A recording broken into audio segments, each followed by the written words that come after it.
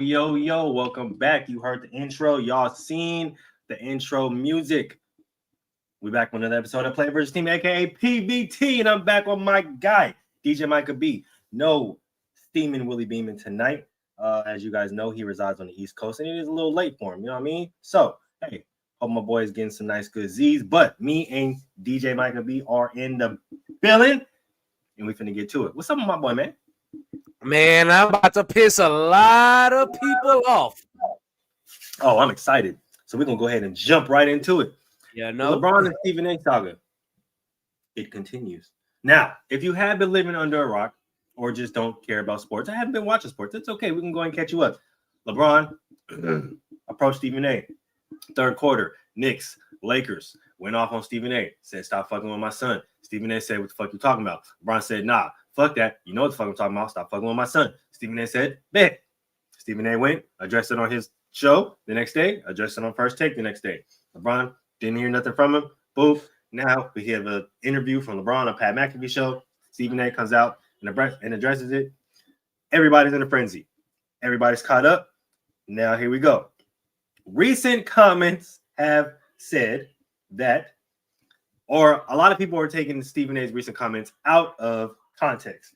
They've heard of him saying in a soundbite that if LeBron would have slapped him, if LeBron would have touched him in any way, he would have swung LeBron. Now, adding to that, because a lot of people are skipping the last part of that, he says, of course, LeBron would have kicked my ass. He's a 6'8", 255-pound professional NBA basketball player. But if you guys think that I'm afraid of him, then you guys are mistaken, right? He goes on to say a whole bunch of other stuff that you guys can watch in the clip that is circulating throughout social media as of right now. But the first question I get, or the first question I have for you, DJ Michael B, is how do you make sense of all this? Just whose side, who's correct in here in this? Who's really in their feelings? Let me start there. Who's really in their feelings? I got people saying LeBron's in his feelings. Stephen A. Smith is in his feelings. Stephen A's going out bad. LeBron's going out bad. They both need to drop it. Where do you stand on this, my guy? I don't know where you want me to start, because I feel like I'll pick a side and then I'll explain why, and then we can come back to what would have happened if LeBron would have swung on Stephen A. Smith. You look completely different without your glasses. That's fucking crazy. Yeah, I get that a lot. Like that's crazy. Yeah, I don't even know who you is without your glasses no more, because that's like completely different person. That's why I don't wear my contacts. So I don't know who the fuck the host of this show is anymore, because now I'm about to snatch this motherfucker up because I don't recognize you.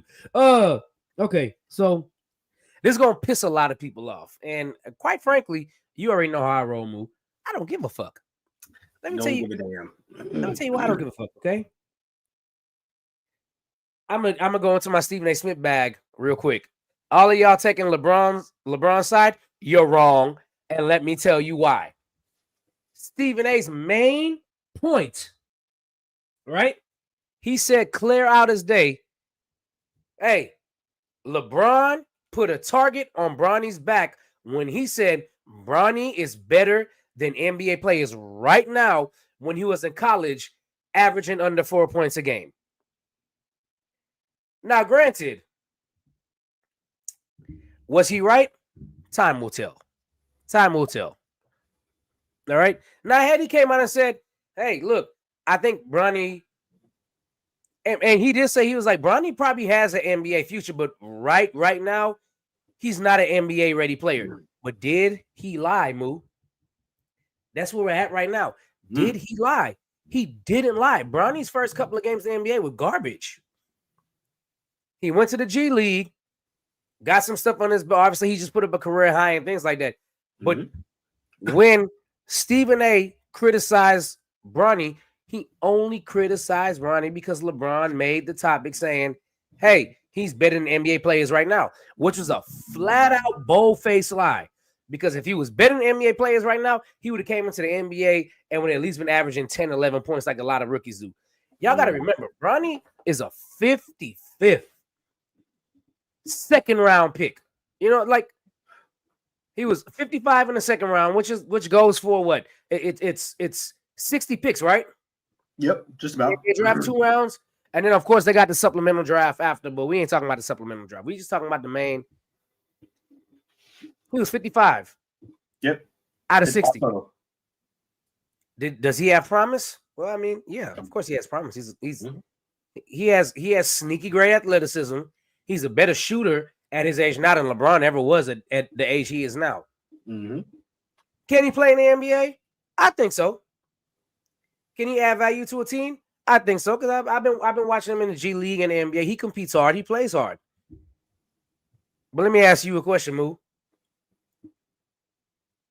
Is he better than Gary Payton II? No. That's my point right there. See? And this is what I'm saying. Stephen A. only criticized Bronny James' game. He only criticized LeBron. Was like, your son isn't NBA ready, but you got him in. And he even also said, I don't have a problem with you getting him in, but he's not better than an NBA player in the NBA right now. He deserves to be on the NBA roster, but he doesn't deserve to be in the rotation. Last time I checked, right? That's criticizing his game and not Bronny. That's just criticizing Bronny's basketball game. And LeBron says, hey man, stop doing my son like that, pretty much, is what he's saying. And Stephen A was like, all I talk about is basketball. I never said he was a bad kid. I said he was a good kid. I never said you were a bad father. I said you were a good father, but you got up in your feelings and you're saying I'm personally attacking you and your son. No, he's not. What people want to hear about at that time was Bronny and Bron. It's the same thing when Ken Griffey came into the league. It was like, look at Ken Griffey Sr. Granted, Ken Griffey Jr. as a rookie was better than Ken Griffey Sr. in any year, right? So, but Bronny was not as good as his dad when he came in. He's not even, I don't even think Bronny will make an all-star game. I don't think Bronny will make an all-star game as of right now looking. Yeah, he's dominating the G League, but how many people you seen dominate the G League and can't replicate the same thing in the NBA? It's quite, look, Bronny has NBA talent to be on a roster and to be in the rotation. But as far as a superstar and all, he doesn't have NBA all-star talent right now. I mean, he has NBA all-star talent. He doesn't have NBA all-star skill, right? We know he's a good shooter. If you leave him open, he'll knock some shots down. Mm-hmm. We know he's a good player. He'll compete on defense. But Stephen A. and the LeBron James thing is ridiculous. At this point, people are going to say Stephen A. is being a diva. No, he's not. LeBron James is being a diva talking about, I got to protect my household. From what? He didn't threaten him. He didn't say nothing about this dude outside of basketball. He didn't say he was a bad person. He didn't say none of that. And LeBron is trying to make it seem like Stephen A. is personally attacking his son. He's not personally attacking his son. It's like, what about all the other players? Well, niggas don't want to hear about the other players. Every time I turn on the TV, ESPN wants to hear about LeBron and Bronny being on the same team. You called this shit upon yourself when you said Bronny is better than NBA players right now. He wasn't. I can take the 15th player on any NBA bench, and there'll be Bronny in the game of 1-on-1 to 11. If you didn't want the spotlight and you didn't want the criticism, you should have shut your ass up and sat back and let your son do what he do. You ain't see Gary Payton. Now you're talking about my son's better than players in the NBA. My son's going to be an all-star. My son, no, Gary was like, hey, I don't want you living in my shadow. Go out there, prove yourself, and show people you belong. And before anybody comes on here and says, so you're mad that LeBron had confidence in his son? Like, no, I'm not mad. Oh my God, what's the Ball? The Ball brothers' dad? LeVar. LeVar did the same thing. He came out here and said, hey, why my sons can't be better than Michael Jordan? You know what I'm saying? Why they can't be the best player to ever touch the court? Okay. And they went out there. Lonzo was a really good player. And he was like, hey, they might not be better than Michael Jordan, but he could play. He should be an all-star. Mm-hmm. No problem. And you remember when we had this conversation on Basket to Basket? Why is when people were like, well, Bronny got the ceiling of what was it? They picked the NBA all-star or superstar and was like, he got the ceiling of this, and we all sat here and said, Why would LeBron James set the bar that high? Because it's opening up everything to criticism. Mm-hmm. And if your son ain't mentally strong enough to handle it, so I'm looking at it as this nigga went crying to LeBron. He went crying to his dad, like, why they doing this? Why they doing that? Why they always criticizing my game and this, and that? And LeBron was like, no, y'all gonna keep my son name out your mouth. Nobody criticizes character. Nobody criticizes this guy as a human being. Nobody criticized his grades at US. Nobody did none of that. LeBron brought this on. And now sit there in that shit while it smell and think about it. Because you're mad at Stephen A talking about, well, I'm going to protect my household. From what? From what? Nobody's criticizing Savannah. Nobody's criticizing LeBron as a dad. All we can do is criticize Bronny and LeBron as basketball players. And that's what Stephen A's been doing. So when he sit there and says LeBron is lying, I absolutely believe him. You know why? Because LeBron James is about the biggest diva as a superstar we've ever seen. You know what? As a superstar, as a diva, he falls along the line of Odell Beckham Jr. Fair. The divas. Fair. I'm done. That's my rant. And I know a lot of people are pissed off, but I feel like you're gonna agree with. I feel like you're gonna agree with me on most of this. I agree with you on all of it. And here's a good point that I think people are missing, right? When it comes to, because first of all, a lot of people obviously don't watch everything that is said, right? So when it comes to Stephen A's response, right, he's obviously correct. LeBron is lying. If you go back and watch the episode in which Stephen A talked about Bronny, he did not call him out his name. Like I said a few weeks ago, he didn't call him out his name. He didn't disrespect him. He didn't say the boy was trash. He didn't say that. None of that. All he said was that LeBron James and his actions in regards to the NBA and his son is going to have negative implications because of who he is. He was correct. It is what it is, right? But here's the bigger point that I think people are missing. When you become a parent, you have that worry that I don't want anybody to take advantage. I don't want anybody to essentially bully my kid, right? Because I feel like I have to teach them the ample steps on how to handle situations like that. But what parents don't understand, and a lot of parents seem to gloss this over, is what about you?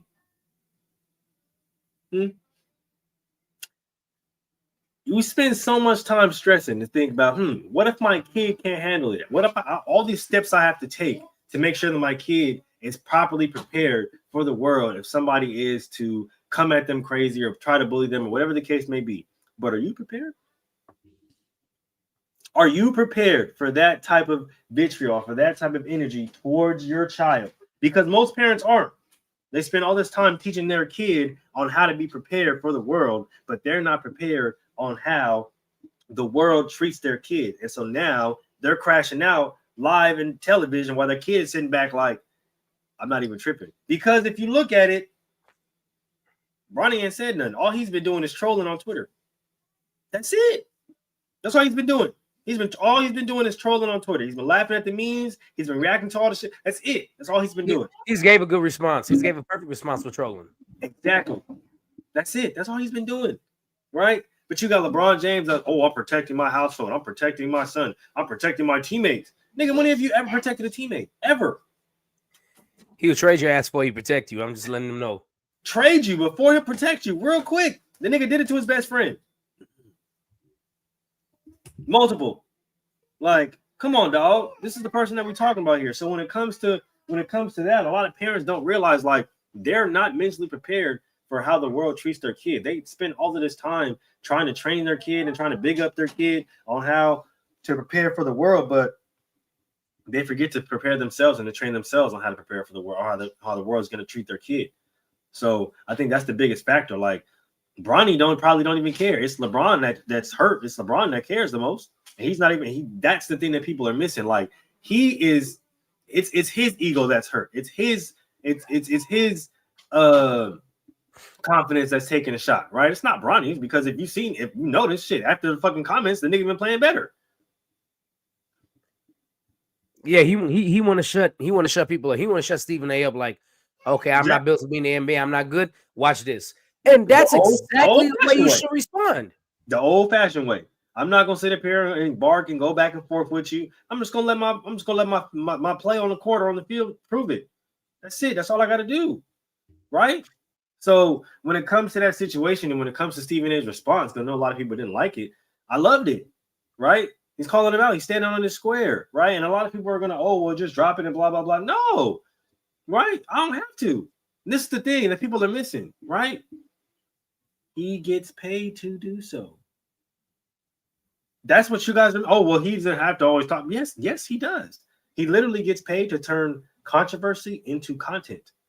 That is his job. That's quite literally his job. That's pretty much everybody's job that has a podcast. That has a podcast, that works for ESPN, that's on television, that's on the news. That's literally their job.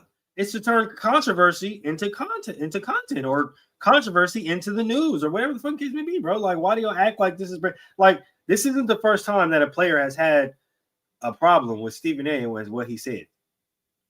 He's been doing this for years. Think about Melo. I was gonna say Melo, Kwame Brown, shit, even fucking Kobe, Kevin Garnett, Paul Pierce. First off, move. Hold on. I'm not going to let you just bypass that Kwame Brown like that, brother. Come on, Kwame Brown. You got to say it right. Like, the brother can't play. He has small hands. Like, did we forget what the man did to Kwame Brown live on television? He has small hands, so he can't catch the ball. He got big feet, but it's not really mobile. You got big dog. He's not really mobile. Like, he can't shoot. Like, the nigga dismantled Kwame Brown on live television to the point where it is a whole meme now. And the crazy part is, most of y'all niggas on here backed it. But the minute he started talking about LeBron James and his son, now all of a sudden it's like, hey, you got to stay off our king like that. Stay off the prince like that. And is this and that. You know what's crazy? LeBron is the king and Bryce is the prince, because Bryce is better right now than what Bronny was at his age. Exactly. And the cool part about it is, bro, like, y'all think it's just gonna be Bronny, bro. Like, it's gonna be Bryce too. He's gonna get all the vitriol too, because he's LeBron James' son, and everybody's gonna sit up there and talk about it, just like they're talking about Bronny.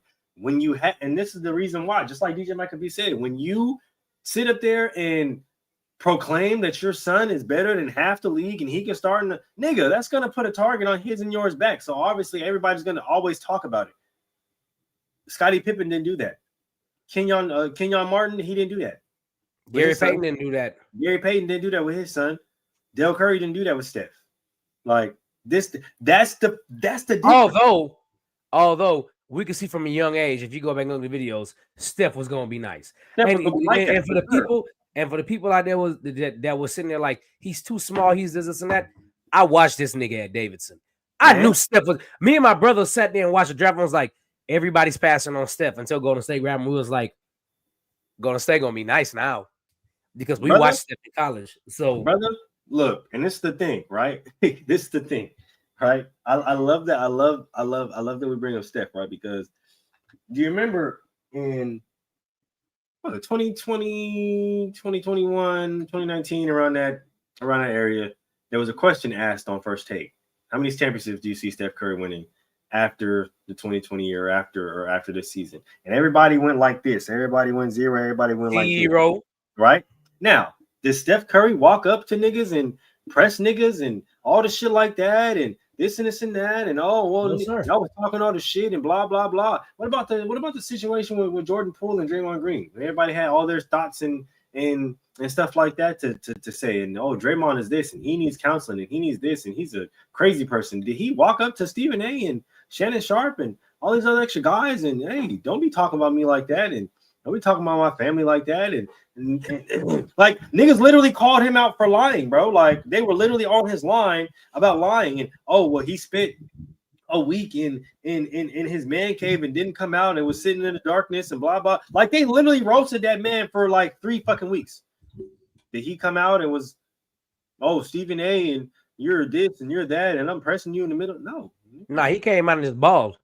Yeah, he just came back and just balled. And I just want to remind people, the outcome of that was another championship. Crazy, right? So it's like I also want to remind people that when he won that championship, it made him and LeBron equal. And if you want to claim LeBron was the best player from 2010 to 2016, 17, or 18, whatever, fine. But I tell you what, right after that, Steph look.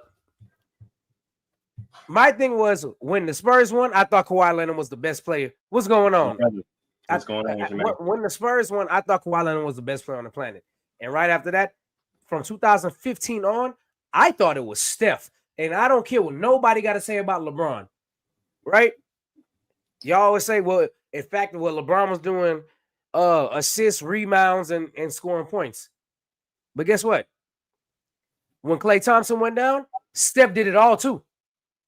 Steph literally pulled a Michael Jordan when Klay went down. Was like, okay, so Moo, you know basketball on here a lot better than most people. When Scottie Pippen sat out in the 90, what was it, the 97 season, 98 season, whatever it was, he sat out the first how many ever games. Michael Jordan had Dennis Rodman, Will Perdue, Luke Longley, what was the point guard name? Harper, and I forgot who was playing small forward when he sat out. But they lost like 3 games in a row. Everybody was like, it's over, this, and that. And then Dennis was like, okay, let's go. And then Dennis and Michael Jordan became the best duo in the NBA. Even over Shaq and Kobe, even over Run TMC, even though they went like on an 18-3 tier when Michael Jordan was like, all right, I'm gonna take over point guard, just give me the ball and we're gonna run. And they went crazy. And then the same thing happened. Not to cut you off. Andrew Wiggins. At that time, Michael Jordan led the league in assists. You can keep going. And then Steph Curry did the same thing with him and Andrew Wiggins. Klay Thompson got hurt the second hand. He was out for 2 years. What's Steph Curry do? Hey, Andrew, you here now? Let's get it going. And then they were on a tear and got to the finals and won another NBA finals, even while Klay was hurt. What Michael Jordan do? Michael Jordan and Dennis Rodman got it together and they won another NBA finals, even with Scottie not being 100% healthy. I'm done talking about this. If somebody comes to me right now and tells me, hey, I rank Steph Curry over LeBron, you're not going to get an argument out of me because on LeBron's watch, Steph won 4. And on Steph watch, LeBron won 4. And guess what? The Western Conference the whole time was way harder. Was way harder than the Eastern. I don't care. Right. Melvin, I don't care what you got to say today. If you want to jump on and talk your shit, jump on and talk your shit.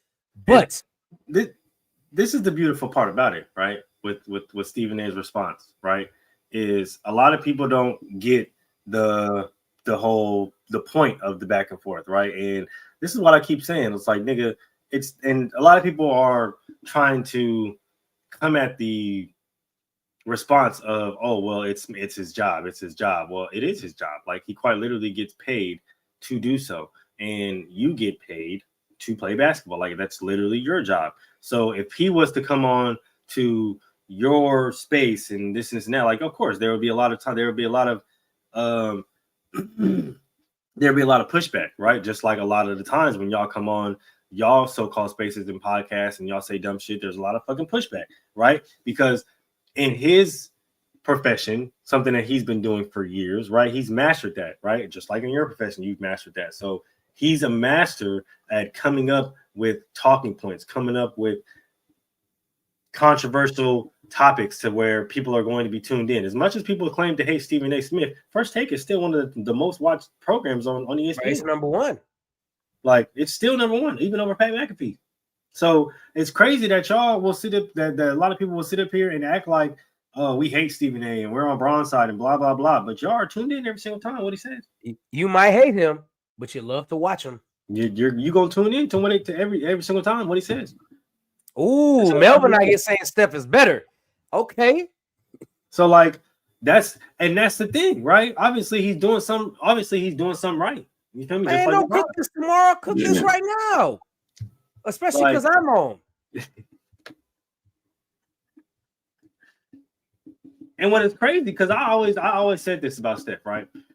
I always said this about Steph before I finish up my other point. I've always said this about Steph. Steph was the surprise that nobody's seen coming, right? And there's a reason why he gets a lot of hate is because a lot of people didn't expect his success. And what I mean by that is you had the chosen one, right? The guy after LeBron, the person who's supposed to carry, or the guy after Michael, the person who's supposed to carry the torch, right? The guy after Kobe, right? Who's going to be the next face of the league? Here comes this phenom in 2003, and LeBron James, fresh out of high school, like Kobe Bryant, and he's taking his team to the finals, and he's the ball. We get all that, right? Boom. Teams up with Wade, right? They get embarrassed in the finals. They come back, they win one, right? They come back, they win another one, right? Oh, it's LeBron time now. It's LeBron's time now, right? It's LeBron's time now. It's his time now, right? He didn't win back to back, right? With the Heat.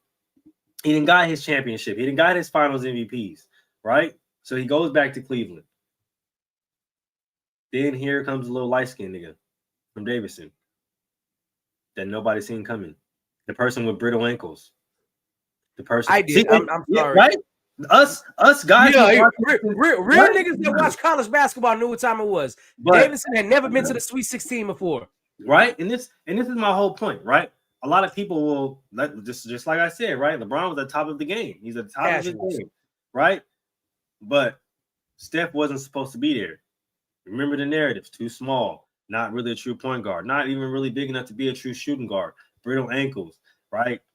Possibly can't stay healthy. Don't really see him being able to lead a team or really build a team around him. Not really a strong driver, right? I remember all the narratives about Steph, right? One of the greatest finishers in NBA history. One of the greatest shooters in NBA history. No matter where you at on the court. So, like, I remember all of the talk, the vitriol around Steph when he was drafted, right? All the guys that were named better than him at the time, even after, right? Oh, well, he can't stay healthy. Oh, well, we got to get him a new trainer. Oh, well, he's still too small. Oh, well, he's not this. Oh, he can't. Like, yeah, I remember all of that. That's why I always say he wasn't supposed to be where he was at. And why people would, like me and like DJ Michael B and even like Mel would classify Steph Curry as better than LeBron James is because, like I said, he wasn't supposed to be there. All the narratives behind him, he wasn't the chosen one. He wasn't the guy fresh out of high school. He wasn't the guy that everybody picked to be the next face of the league. Here comes a little light-skinned nigga from Davidson, shooting out the foot, changing the game of the NBA, changing the trajectory of the NBA, shooting the lights out of every single goddamn gym, and beating LeBron the biggest moment at the on the biggest stage in multiple factions. That's why Steph, a lot of people like me would put Steph over LeBron. It's because he came and snatched his glory in his prime. Talk about it. That's never happened. Like, a lot of people don't get, like, that's the reason why Isaiah is so fucking salty about it. Like, do you not understand? This is the reason why Isaiah doesn't like Michael Jordan to this day, right? He comes to his city, right? He not only wins in his city, the team that he wished he was drafted by, but he does it multiple times, and he beats him to get there. Oh, bro, I never thought about that one. That's a tough-ass pill to swallow. In the middle of his prime. That's what people don't get. In the middle of his fucking prime, he had to sit up there and watch a young kid win in his city. Now, hey, I will definitely. I'll take it a bit further because people don't understand, right? I keep telling people. One of the things that everybody say was, well, Michael Jordan didn't beat nobody in their prime. He beat Isaiah Thomas in his prime. He beat Isaiah Thomas. He beat Reggie Miller in his prime. I don't care what y'all say about Reggie. I think Reggie's one of the most overrated players when it comes to like the top 30 players of all time. But Reggie was a fucking dog in the playoffs. He averaged over 25 points in the playoffs. You want to know what's crazy about that? Do you want to know what's so funny about that, right? 91, Jordan wins his first finals, right? That is a Lakers team that literally just came off of winning a fucking finals, bro. Most people will tell you Kareem wasn't on the team. It was Divac and that James Worthy played. All of that, right? But man, they were all old. That's what we were saying. But nigga, I could have sworn that being 29 and 30 wasn't old considering the league. Hold on. Let's keep going, right? He literally I'm happy you took off where I was going to go with that. I'm happy you took off. Oh, no, because we going to cook real quick, right? Because he literally beats Isaiah in the middle of his prime. When I say the middle of his prime, y'all got to think about what the fuck I'm talking about here, right? Isaiah just came off a 2-peat, bro. They were poised to go through to 3-peat. Y'all not realize that? And then here comes, like I said, a little bald head nigga that Isaiah never really liked, winning in his city. Now, you take that and you go and you place it, right? You take Michael Jordan out, you put Steph there. Take Isaiah out, you put LeBron there, right? Here comes this little light-skinned nigga. Everybody said was too small. Everybody said was do this, do that. Couldn't do this, couldn't do that. In the middle of LeBron James' prime. He just came off of a 2-peat where I get it. He lost to the Spurs. Then he leaves and goes to Cleveland, right? But him tearing up with Kyrie instantly made them a what? Number 1 title contender. Am I lying, DJ? No, you're not. Okay. And don't forget Kevin Love in there. Kevin Love was coming off of like a crazy season where he had 30. Kevin Love is coming off of a crazy all-star season. One of the top power forwards in the game at the time. Thank you. Thank you, Melvin. Go ahead and tell him. Isaiah was 28. Come on. He was 28 years old in the middle of his prime. Come on, dog. In the middle of his Jordan prime. different than a Pistons 3-peat. He did. You should have used that. He did. I be trying to tell niggas that. That's why Isaiah is so salty to this day. Because he's seen a little bald head nigga that he didn't really like coming out of college, winning in his city in the middle of his prime. Same thing with LeBron. A little light-skinned nigga coming out of the same city he was fucking born in, winning in the middle of his prime. That's why Steph is better. Steph was unanimous MVP and another MVP on LeBron watch. That is true. And he did it in less attempts. That's bro, like I keep telling. So here's my pushback to a lot of what people say about MJ. Well, MJ had to wait till Isaiah got old. Isaiah was 28. He had to wait till Larry Bird and Magic Johnson got old.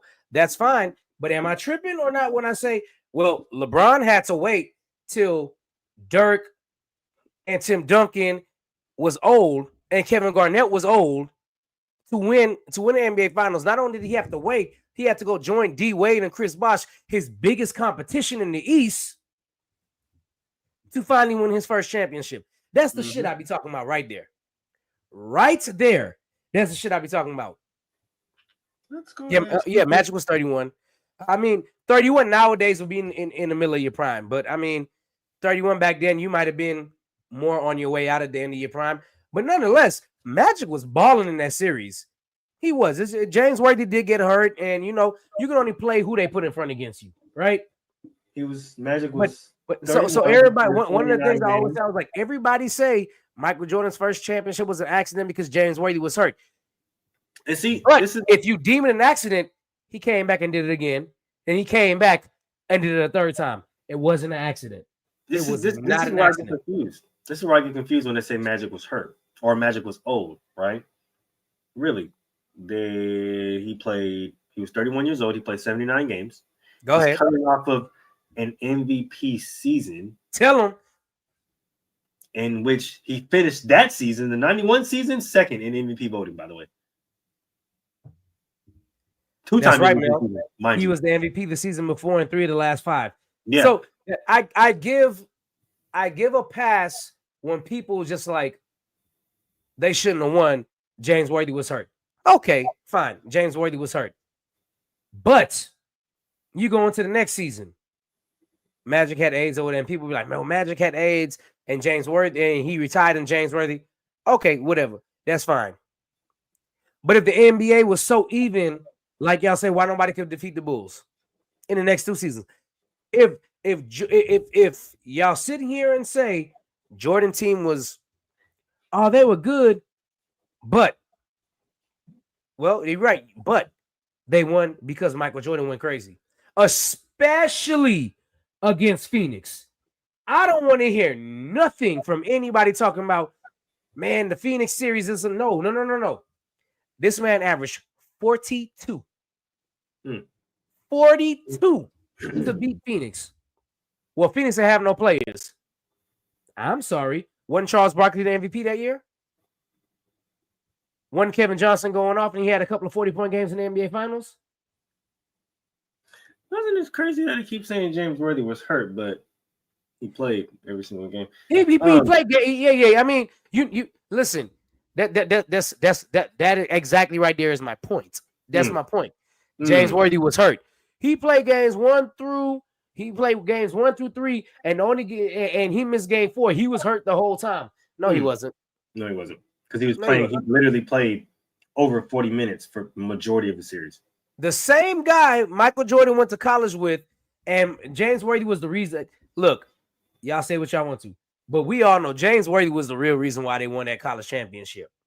In what is it, 84, 83, whatever, 82, whatever it is, Michael Jordan's freshman year, James Worthy was going crazy. James Worthy was the best player in college, right?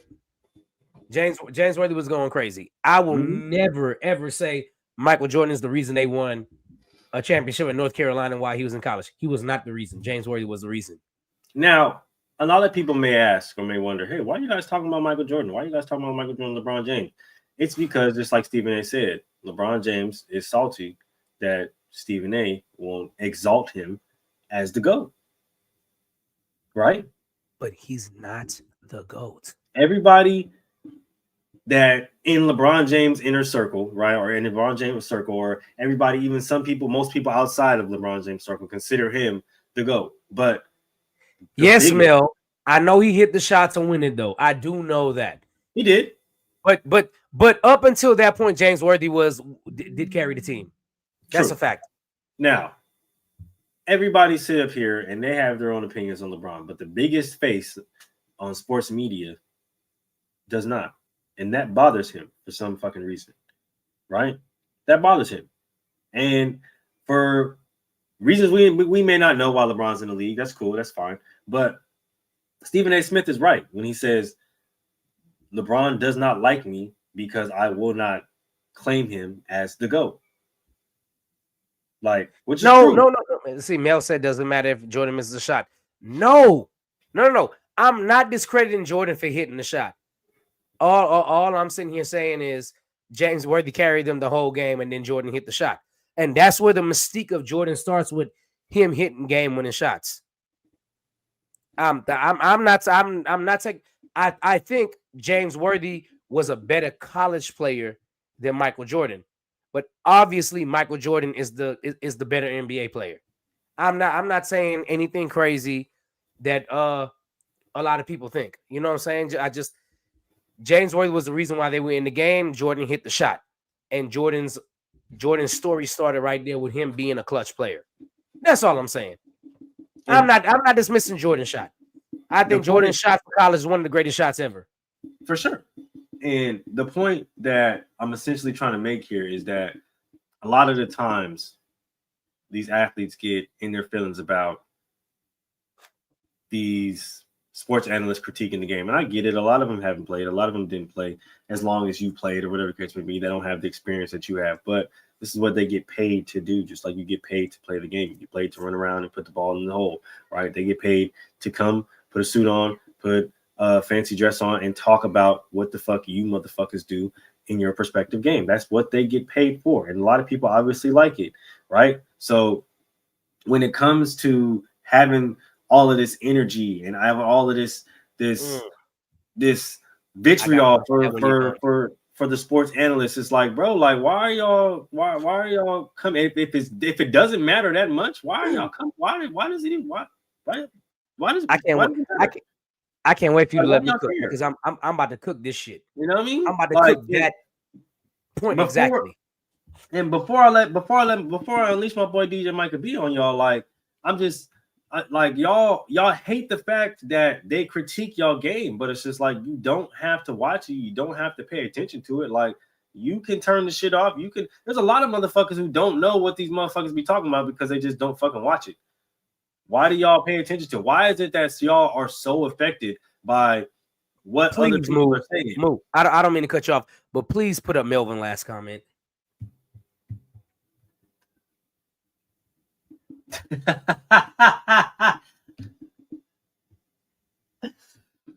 Oh my gosh. Oh, chat, we turned up tonight, huh? I see it. Let's get it. But like y'all have so much energy for people who y'all claim don't know shit about the game. So why do y'all care so much about what they say? Like y'all make more money than them, obviously. Like you guys are more athletic. You play the game that they wish they can play. Why the fuck do y'all care so much? I love your point, and I'm gonna straight roast this bitch. I love it. It's just funny to me because like they sit up there and let people who have literally no effect on them making money.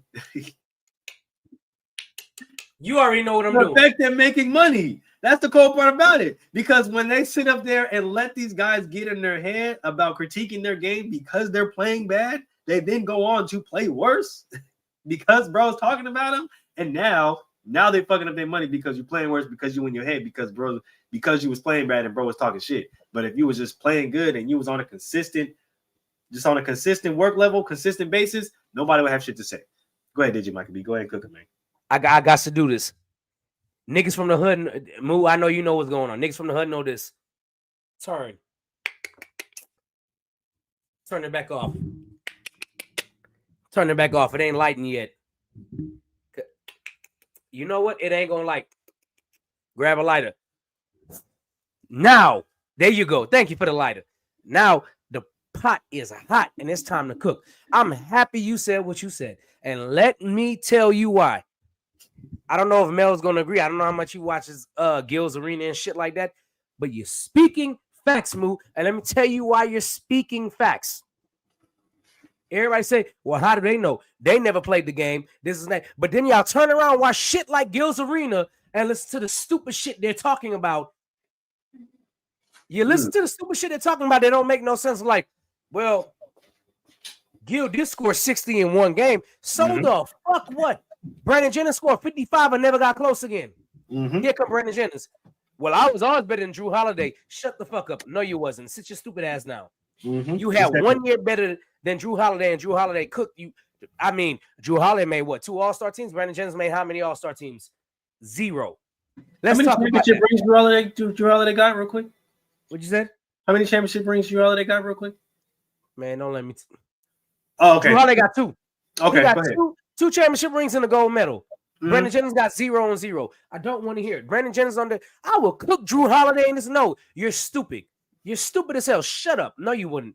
Go ahead. You wouldn't. And even if you cook him, even if you beat him on 1-on-1, Drew Holiday has 2 championships because he's the better player in 5-on-5 basketball. Okay, Michael Beasley used to cook LeBron. LeBron got 4 championships rings. So what? What the fuck does it mean if you could cook them in a 1-on-1 game? Congratulations, you know how to play 1-on-1 basketball. But guess what? You don't know how to play 5-on-5, and we rate niggas on 5-on-5, right? We rate niggas by championships.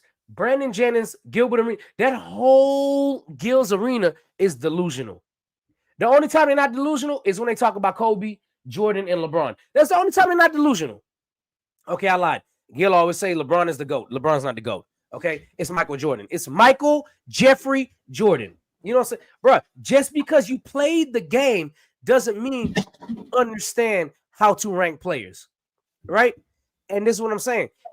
Brandon Jennings in there, I'll cook Drew Holiday in a 1-on-1 matchup. I'm way better than him. No, you're a better scorer. A better scorer doesn't mean a better player. I'm happy you can score with the best of them.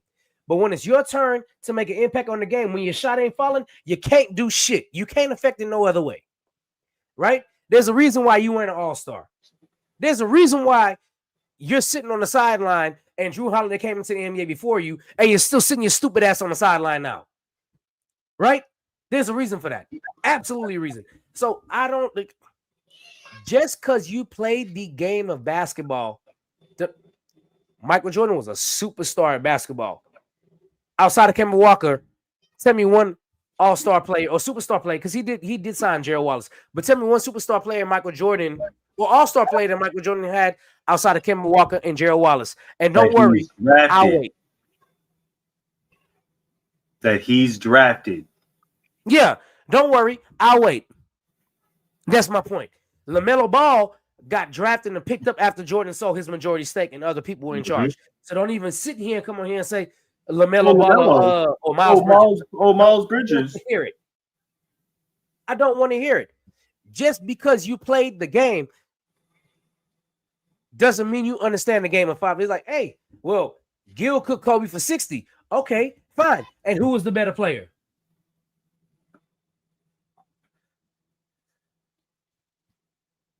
Okay.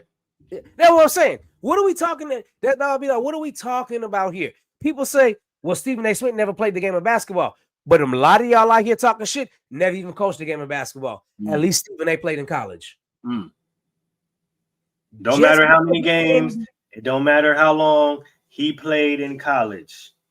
He played in high school. He's played the game of basketball. Now, let's go to the straight facts. I love when LeBron lovers love to do this. They'll sit there and say, well, Michael Jordan played in the league 15 years and got 6 rings. Okay. LeBron been in the NBA for 20 years and got 4. Whose percentage is higher? Well, Michael Jordan got 5 MVPs. LeBron got 4. It's close. Last time I checked, Michael Jordan got 5 and 12. What are we talking about here? Josh Giddey just cooked the Lakers again for another triple-double. Okay, Mel, talk your shit. Hit the game winner, too. There we go. Okay. Well, LeBron been the best player on every finals team he's won. So he got 4 finals MVPs. Jordan was the best finals player on every team he played on. He got 6 MVPs. What are you talking? Well, LeBron's the all-time leading scorer. Okay. He's up to 21 years. Jordan is the all-time points per game scorer. He's tied with Will Chamberlain. Had he never came back, he'd have been higher than Will Chamberlain. What are we talking about here? Well, LeBron got more rebounds and more assists. Okay, but had Michael Jordan not had Scottie Pippen or a real point guard, or he acted like LeBron or was selfish with the ball and was doing the shit that come on, man. Kobe too. Y'all always say Kobe was selfish because he didn't average a lot of assists. But guess what? Kobe's 14th year in the NBA, when he was asked to be the point guard before he tore his Achilles, Kobe was averaging 27 and 11. What are we talking about here? Let me go ahead and expand on that real quick, because I love how people don't understand the game of basketball. It's beautiful. Y'all know why LeBron's assist numbers are so high, right? It's the same reason why his field goal percentage is so high. It's because he has one move. Put his head down, drive to the basket.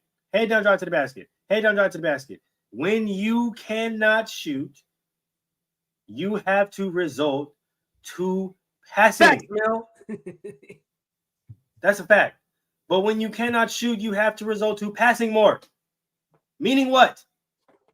Drive to the basket. What happens when you drive to the basket and your best player? You know what's crazy? Hey, Moo, you know what's crazy? Niggas will sit there and say that Russell Westbrook stat padded his way to those 4 seasons of triple doubles, but in the same breath will not acknowledge the fact that LeBron stat padded to 8 and 8 with 27 points per game. 27 points per game. Hey, I can't argue that. But the 8 rebounds and 8 assists, I can definitely argue that. Niggas gave him rebounds and niggas gave him assists. And I brought up this point today when I was going back and forth with a coworker. I said, bruh, he was like, Allen Iverson in the top 20 player of all time. I said, you done lost your mind. He was like, look at his field goal percentage. I said, I'm going to tell you what a great man once told me in Allen Iverson. If I come down the court and I pass off the ball, the next nigga passes off the ball to the forward. Then the forward passes off the ball to the center. And then the center passes off the ball to the power forward. Then I get the ball back with 5 seconds left on the shot clock. What you think gonna happen? Obviously, none of you niggas wanted to score. Now I gotta force some shit up. That happened to Kobe. That happened to Allen Iverson. That happened to LeBron. So let's go into the advanced stats move, right? And this is why I love to kill people. True shooting matters. So when we start looking at true shooting now, Michael Jordan's true shooting percentage is better than LeBron's. His true shooting percentage was better than LeBron's. But people, it don't work in their favor when they're comparing LeBron to Michael Jordan. Okay, fine. We ain't got to do that. Well, let's talk about PER. Well, LeBron is the second greatest efficient player in NBA history. Okay, to who though? To Michael Jordan. I'm on here cooking tonight because I'm tired. I'm tired of this dumbass. I'm tired of the dumbass argument of LeBron versus Michael Jordan. LeBron is second best to everything for Michael Jordan, except when you do overall points. They're like, well, LeBron is a shoot first player. Okay, cool. Michael Jordan took way less threes, and if you include LeBron threes, it took LeBron 2 years longer to pass up Michael Jordan on the all-time scoring list. So I don't want to hear it. Then it was like, well, what if those threes was twos? At one point, before I got on from the sideline, me and Jeremy explored this. Me and Mr. GQ explored this.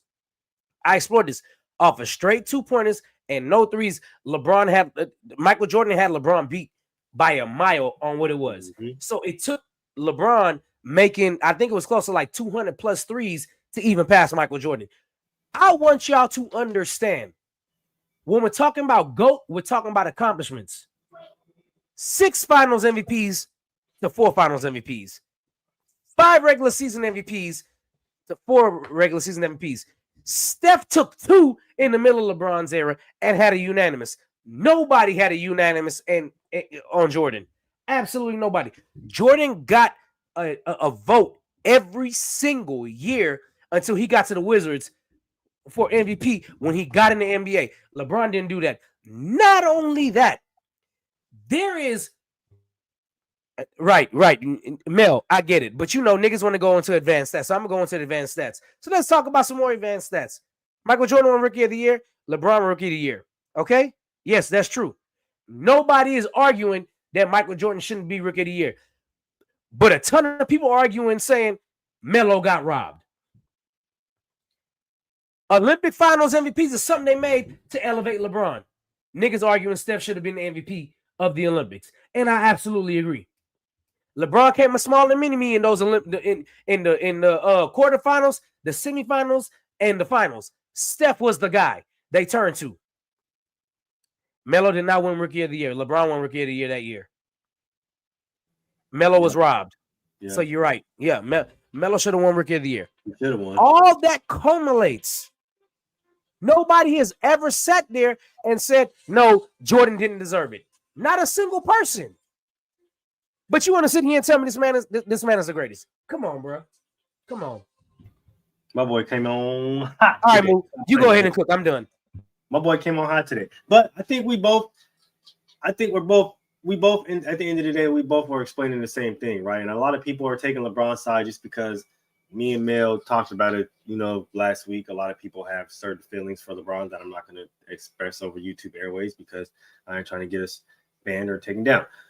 But a lot of y'all are happy towards LeBron, and it's weird because he's absolutely wrong on this. And he's talking about how Stephen A is going on his Taylor Swift tour and blah, blah, blah. Stephen A stopped talking about this last week. Like Thursday, Friday type shit. He stopped talking about this. Like it's legitimately Friday now. It's Friday, right? He already started talking. He wasn't talking about this on Monday. He wasn't talking about this on Tuesday. He wasn't talking about this on Wednesday. He addressed it today because LeBron addressed it the day before on Pat McAfee.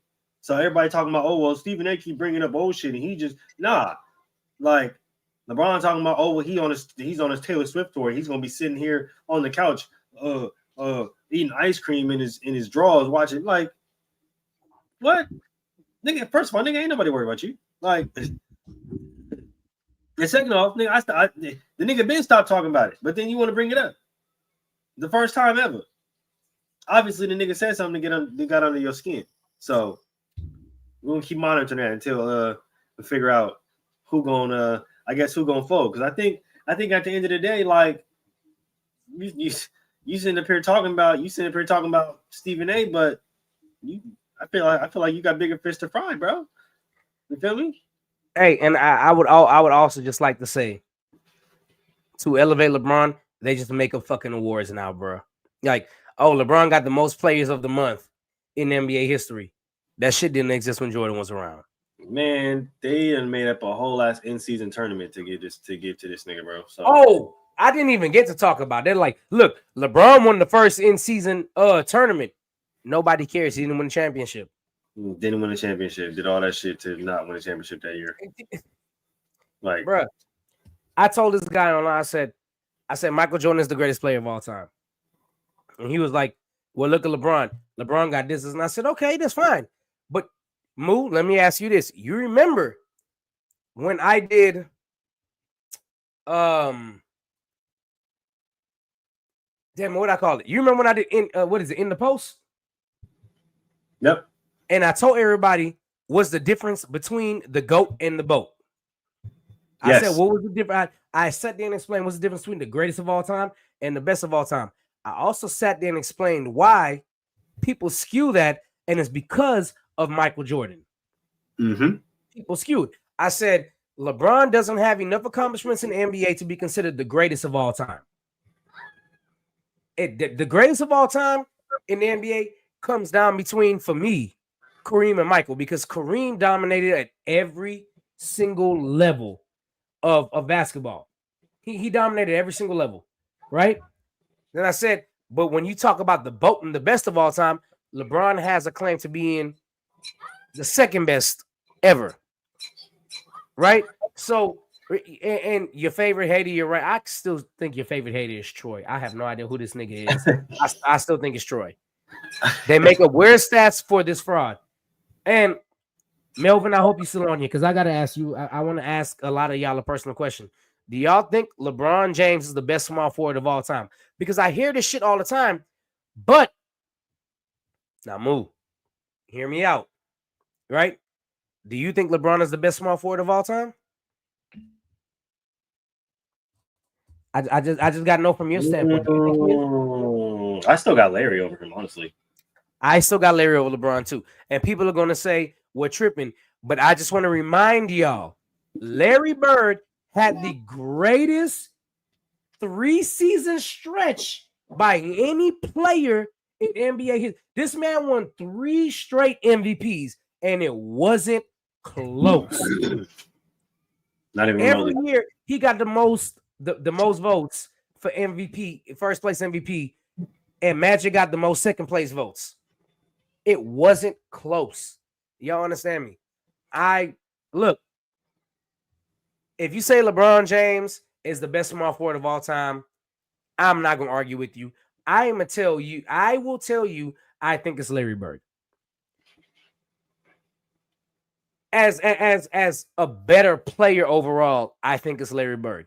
But because of LeBron James' accomplishments on the GOAT scale, I would say LeBron should be ranked higher on the GOAT scale because of his accomplishments.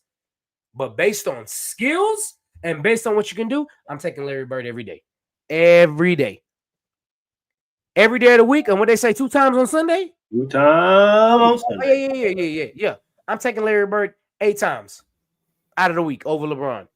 I'm taking Larry Bird's 8 out of 7. 8 out of 7. I'm taking Larry Bird. I don't give a damn what nobody got to say. Now, do I think LeBron James played in one of the hardest eras? Yes. The 2000s was one of the hardest eras because defense was at an all-time high. And the 2000s in basketball defines the era of defense wins championships because the Pistons absolutely won. Mm-hmm. The Spurs absolutely won, scoring close to 90 points a game. The Lakers didn't win, scoring like 98, 99. You know, but was it one of the hardest eras? Yes. And you know it was one of the hardest eras because LeBron didn't win until 2012. And he had to go get D Wade and Chris Bosh to do it. That's how hard that era was. And Tim Duncan won, 3 in that era? 03? 03, 05, 07? No, I'm sorry, my bad. 99. No, yeah, 99. 05 and 07. Mm-hmm. And then he he did win 03. He won 99, 03, 05, and 07. And then he won his 5th one in 24. Who is the greatest player of the 2000s? Kobe. It's either Kobe or Shaq. And I don't think it matters which one of them you pick. It's either Kobe. Shaq had a three-peat as the best player on the Lakers team. Kobe went 3 straight finals as the best on the Lakers team. It's either Kobe or Shaq. But who's the greatest player of the 2010s? Please don't make me answer this question because I will piss a lot of people off. Steph Curry. Steph Curry. Again, people will be mad. But listen, Steph Curry got 2 MVPs, 1 unanimous. He got 4 championships, just like LeBron. Steph won what? He won 3 in the 2010s. He won 2015, 17, and 18, right? Mm-hmm. Steph won 3 in the 2010s. LeBron won 14. He won not 14, 12, 13, and 16. It's close. LeBron also got, if you count 2010 as 2010 to 2019, which I do, LeBron got 1 more MVP than Steph does. But it's close. And it's a toss-up. It is because LeBron did win Finals MVP on every team he won on. So I'm probably going to lean with LeBron just because he got more MVPs and Finals MVPs. But he's not blowing Steph out the water. People like, well, LeBron James was the number 1 scorer. Well, Steph scored the most 3-pointers.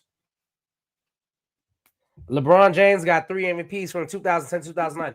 Well, Steph got 2, and one of them was unanimous. Mm-hmm. Well, LeBron had this much rebounds. Well, Steph led the league in steals twice between 2010 and 2019. Mm-hmm. So what are we talking about? It's closer than people think, bro. It's way closer than a lot of people think. But the unanimous MVP for me does it. Nobody has ever had a unanimous MVP besides Steph. That's how good Steph is. That's how good Steph was in the middle of his prime. Mm-hmm. And I can't even sit here and say if Draymond didn't get suspended, I can't even sit here and say if Draymond never got suspended, the Cavs would have won.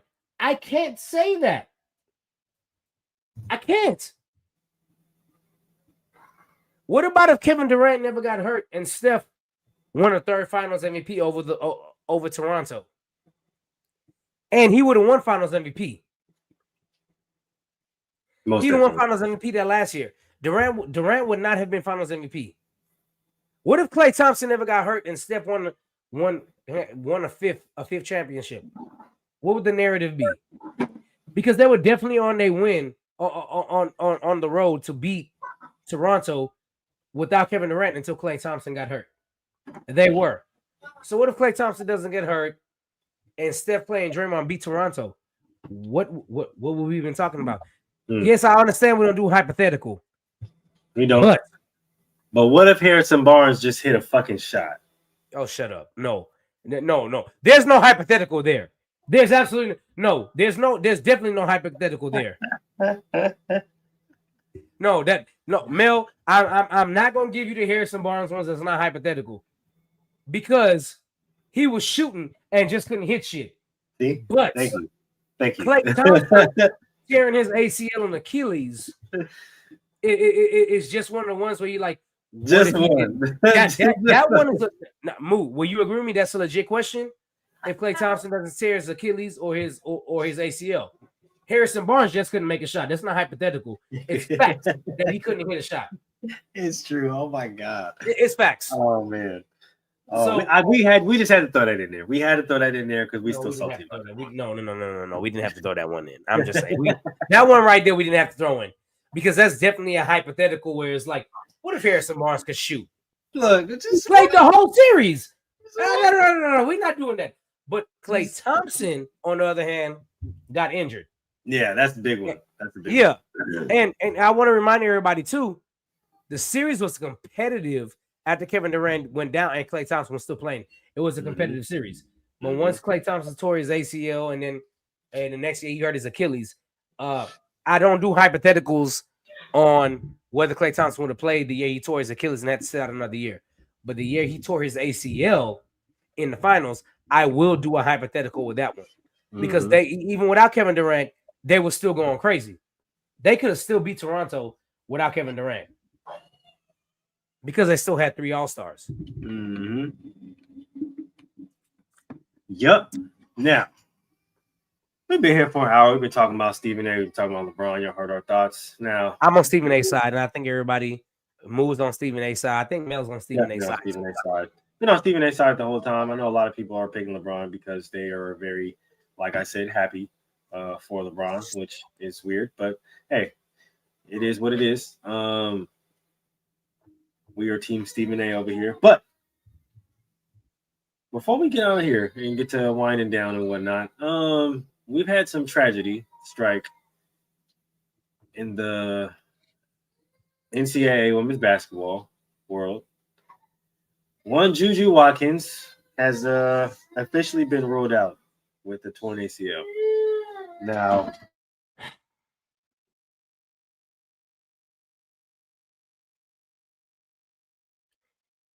Excuse me, he's switching to dad mode and her one of the babies crying. So I know where he's going with this, so I'll take over right now. Juju diagnosed with a torn ACL. USC was on a tear, and unfortunately, something like this happened. A season ending surgery, which absolutely sucks for USC. But I'm just gonna take a guess, and he was talking about if Juju isn't hurt, do you think they'll make it to the finals? And my question is, absolutely yes. I do think they will make it to the finals. I don't know if they win the championship, but they'll make it there. I think that's a big thing because nobody on planet Earth in college right now can guard Juju. I don't give a damn what nobody says. Juju cooking everybody. The same way Paige was cooking everybody her first year in college. The same way Caitlin was cooking everybody her first year in college. The problem with women's basketball right now is they are at a point. Oh my Melvin Jackson, I need you to relax right now. So the problem with women's basketball right now is once these players get into the WNBA, they're going to flush out a lot of the 30, 31, 32-year-olds because it's just that much better. The 30, 31, 32-year-olds are caught in the middle where it's like we're close to playing like the men, but we're not playing like the men. But Juju was of that generation where it was like, I feel like I can cook guys too because I play just like a man. Granted, they won't, right? But Juju will come in as a rookie into the WNBA and go crazy. She will cook people. I think, and thank you, DJ Michael B, for continuing that. Yes, I had to switch to dad mode because my son came in. He had got shots today, so he's feeling a little under the weather. But that's besides the point. When it comes to Juju, I know a lot of people witnessed the tragedy that happened, and a lot of people are fans of Juju. She has taken women's basketball by storm, rightfully so, just based off the player that she is, dynamic player, truly a different kind of game when you look at women's basketball. So to see her go down in the fashion that she went down, especially with the narrative behind USC, they add Kiki Ariafrin.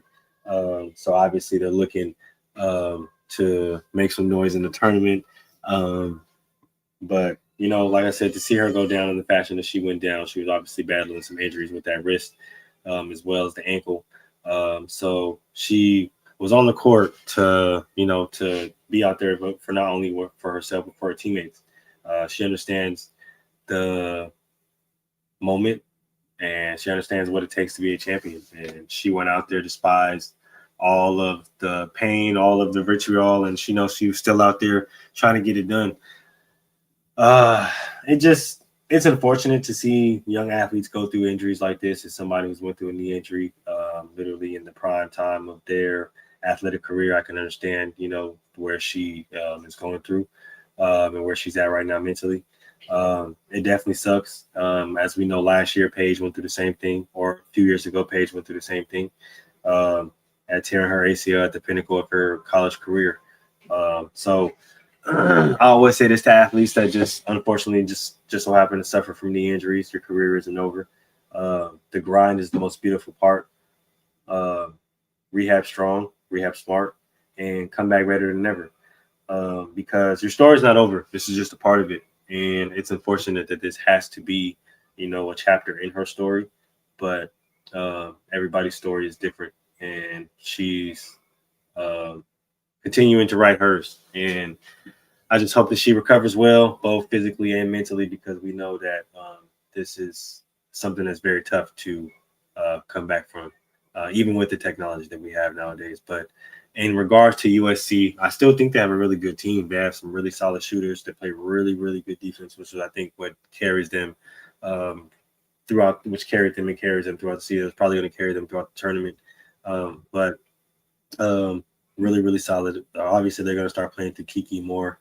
They have a really good defender as well, who she's a freshman, who's actually been playing a lot better, and she's actually been shooting a lot better. So she's probably going to be the key to their success. Hopefully, they can start to put together some wins in the proper moments, but it's going to be tough without their star player. And we all know that. We all understand that without your star player, it's just you got to adjust. But sometimes adjusting it just ain't enough. So shout out Well, to Juju, man. I mean, while we out here, we might as well go ahead and predict some of these games. Like Most definitely, most definitely. That was going to be my let's next talk thing. about it. Let's talk. Michigan and Auburn play tomorrow. Number 5 versus number 1. I'm going to take Auburn in that game. But Michigan ain't no punk. They've not. They knocked off UC San Diego and they barely won, which really pissed me the fuck off because of the number 5 versus no. See, the game of basketball is so funny and tricky that True. Michigan knocked off number 4 Texas A&M Mm-hmm. by 12 points, and they only knocked off the number 12 seed by 3. College basketball is so tricky with matchups. Mm-hmm. Very. But I'm going to take Auburn over Michigan. I'm going to take Auburn over Michigan, but I would like you said, I wouldn't be surprised if Michigan keeps it entertaining, and if they do end up sneaking this win again, wouldn't be surprised because they've been playing very, very feisty. Really, really solid shooters coming out of Michigan this year. So I think this game should definitely be entertaining. I think the game that everybody's kind of looking out for right now is this Purdue-Houston game. They've got the late night window. Purdue's coming out really strong, especially when it comes defensively. I think it's going to carry them a lot through this season. But we all know that Houston is an offensive powerhouse, especially when you add how good and how different their defense has been as of lately. So we're going to keep our eye on that one as well. I'm going to take Houston in that matchup, but I would not be surprised if Purdue sneaks one because they are a really good sneaky team. Also, today we got Michigan State and Ole Miss. Mm-hmm. I'm a Houston Cougars fan, but I am a fan of Tom Izzo. I'm rolling with Tom. I tell people all the time there's such thing as teams that are just Final Four teams. Yeah. And I'm going to take Michigan State in this game with Tom Izzo. Just because I think Michigan State has been in the Elite Eight. Like literally, they've been Elite Eight like 7 out of the last 10 years. Probably, right? Yeah. They've just been there. And there's no reason for me not to go with them again. Well, I want to show me this whole game. I like that.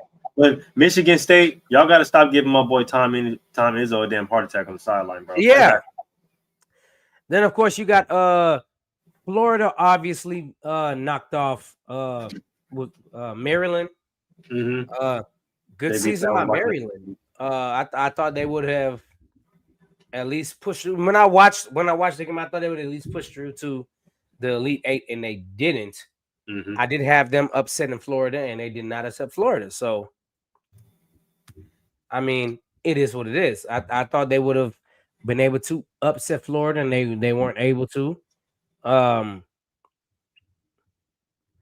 Obviously got Arkansas versus Texas Tech, and that game came down to the wire. That was a good game.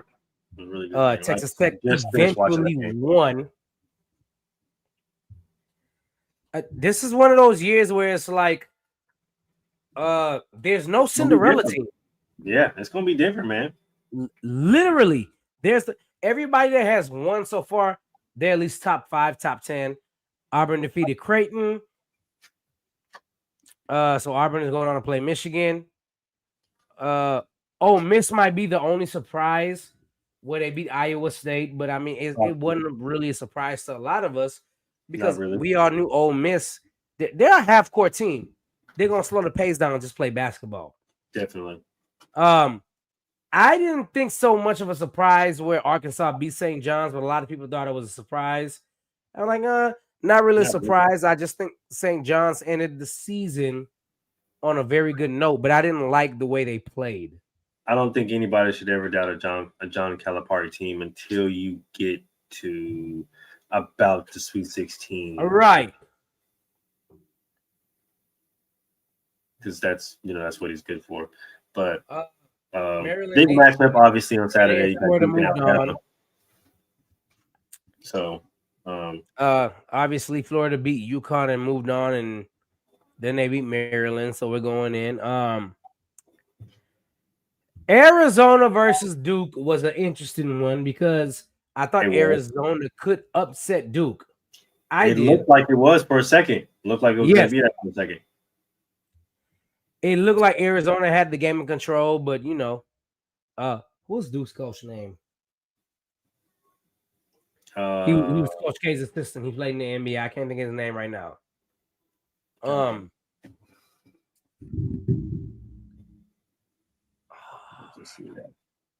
can't think of his name right now. But I thought Duke was at halftime going. I thought Duke was going to lose this game. Obviously, they had a great game and came back and won by 7. So they're there.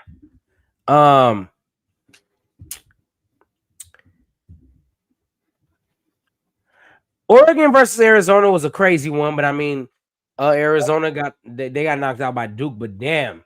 Hey, Caleb that Love, Oregon Arizona game was a back and forth game. It was really good.